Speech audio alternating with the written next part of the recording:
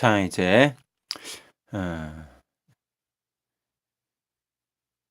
이제, 이제 29번부터 같이 풀어보도록 하겠습니다. 한 개의 주사위를 9번 던져 나온 눈의 수를 모두 나열한 자료를 분석한 결과가 다음과 같다 해서 가를 보니까 주사위의 모든 눈이 적어도 한 번씩 나왔다. 그러면 주사위는 1부터 6까지 있는 도구니까 우리가 1부터 6까지 한 번씩은 다 나왔다 생각할 수 있을 거고요. 그 다음 최빈값은 6분이고 중앙값과 평균은 모두 4이다. 자, 그럼 일단은 최빈값이 6분이라는 건 6이 제일 많이 나왔다는 것을 우리가 알 수 있어요. 그죠? 최고로 빈번하게 많이 나온 그 값이 6이니까. 그 다음에 중앙값이 또 4라는 거니까 아까 총 9번을 던졌거든요. 그런데 중앙값이 4라는 건 정확하게 가운데에 4가 있다는 얘기잖아요. 그죠?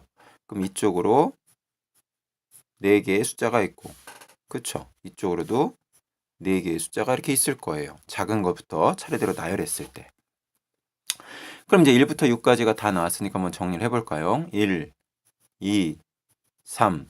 자, 얘는 아직 잘 모르겠어요. 하지만 알 수 있는 건 1, 2, 3 중에 하나라는 건 알 수 있죠. 그죠? 물론 4일 수도 있어요. 그죠? 4일 수도 있네요. 그죠? 그 다음 이제 이쪽 동네는 또 5, 6. 그 다음에 이제 두 칸이 비어 있어요.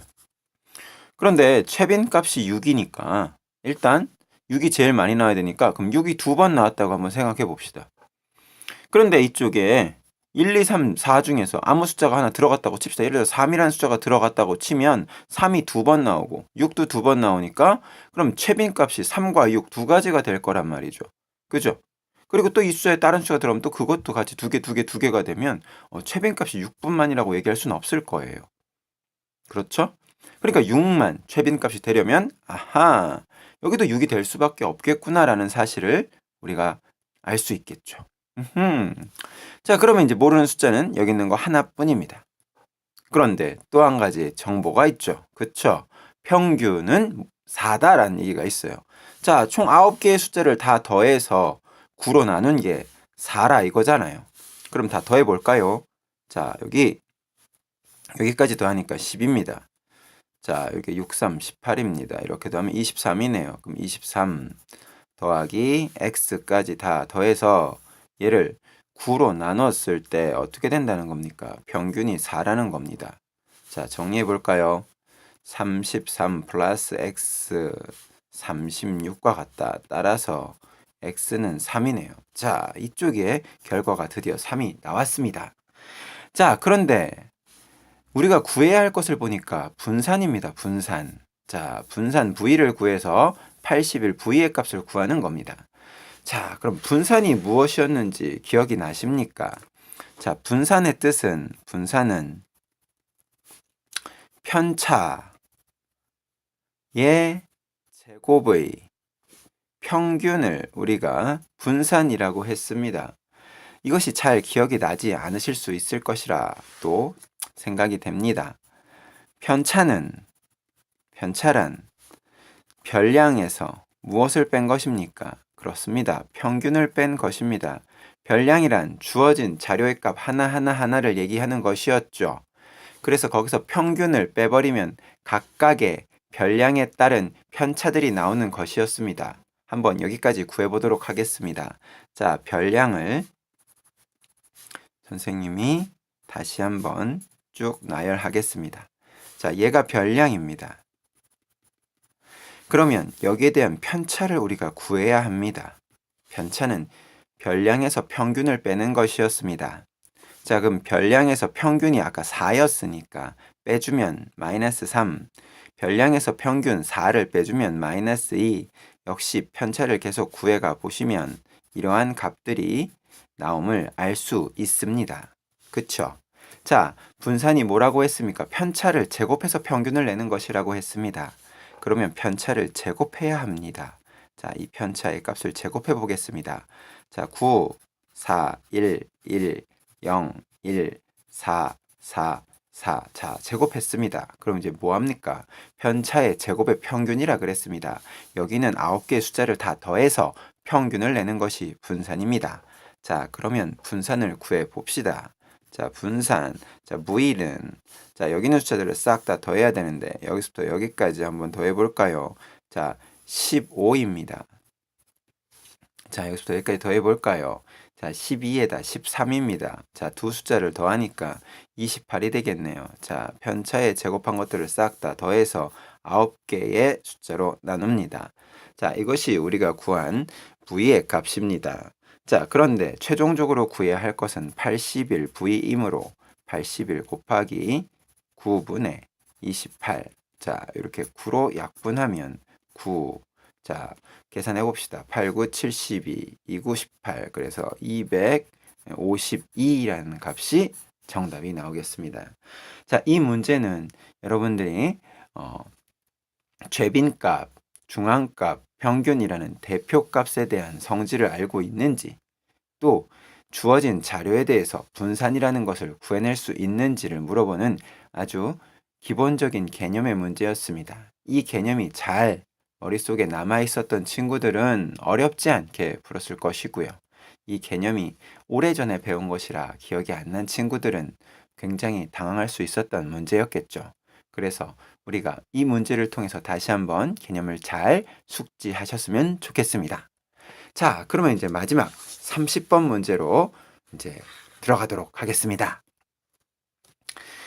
그림과 같이 길이가 10인 선분 AC를 지름이라고 하는, 자, 지름입니다. 지름. 여기서 AC가 있는데 얘가 지름입니다.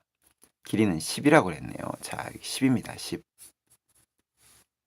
자, 이 원에 내접하는 사각형 ABCD. 자, 원에 이렇게 내접되어 있습니다. 자, 그리고 또 AB의 길이가 8입니다. 그리고 여기서 두 대각선, 얘네들이 지금 AC와 BD가 여기서 90도 수직으로 만나고 있습니다. 그렇죠? 자, 또 점 E에서 선분 BC에, 자, 선분 BC에 이렇게 수선을 내렸습니다. 이렇게. 그 만나는 점을 F라고 하고, 또 EF와 또 AD, 이 EF의 직선과 AD가 만나는 점을 우리가 또 G라고 했습니다. 근데 최종적으로 우리가 구해야 할 것이 무엇인지 보니까 F에서 G까지의 이 길이를 구해야 하는 것입니다. 그것이 이제 L이지요. 자, 그때 25L의 값을 구하라는 것이 문제입니다. 자, 선생님과 한번 문제를 쭉 한번 파악해 봤는데요. 자, 우리가 구해야 할 것이 G부터 F까지 이 전체의 길이인데 한 번에 이 길이를 구하는 게 쉽게 보이지 않습니다. 그래서 선생님이 이 문제는 뭔가 G2의 길이와 EF의 길이를 좀 나눠서 구해줘야 하지 않을까라는 생각이 좀 듭니다. 자, 그럼 먼저 한번 주어진 조건들을 다시 한번 되짚어가면서 어떻게 문제를 해결하는 것이 효과적일지를 같이 보겠습니다.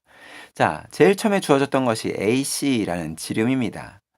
그런데 이 지름은 당연히 원의 중심을 지나지 않겠습니까? 원의 중심을 지나지요.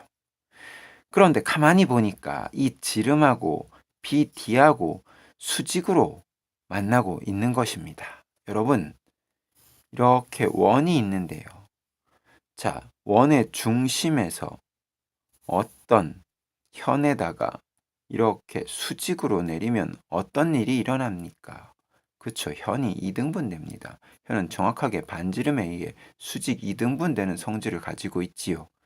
그렇기 때문에 BE의 길이와 ED의 길이가 같을 수밖에 없다는 사실을 알 수 있습니다. 자, 그런데 갑자기 선생님 눈에 이러한 도형이 보입니다. 자, 이렇게 여기가 A고요. 여기가 B고요. 자, 여기가 D입니다. 그리고 여기가 G고요.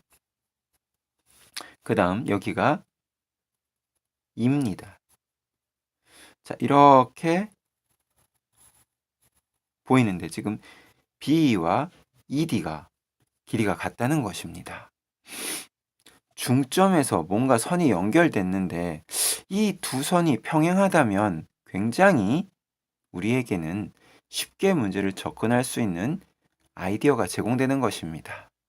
그런데 다시 이쪽에 그림을 잘 보니까 GF가 BC하고 수직이었고요. 또 AC가 지름이어서 요 A, B, C의 요 비각이 90도라는 걸 알 수 있습니다. 지름을 이렇게 원의 지름을 호로 갖는, 자, 지름이 현이고 이게 호인 이러한 원주각은 우리가 90도임을 중3 과정에서 배우지 않았습니까? 아하, 그러니까 여기서 AB와 GF가 평행임을 우리가 확인할 수 있는 것입니다. 그런데 여기에 요 길이가 8이지 않습니까? 그럼 요 길이가 얼마인 걸 후딱 알 수 있습니까? 4인 걸 후딱 알 수 있습니다. 그쵸?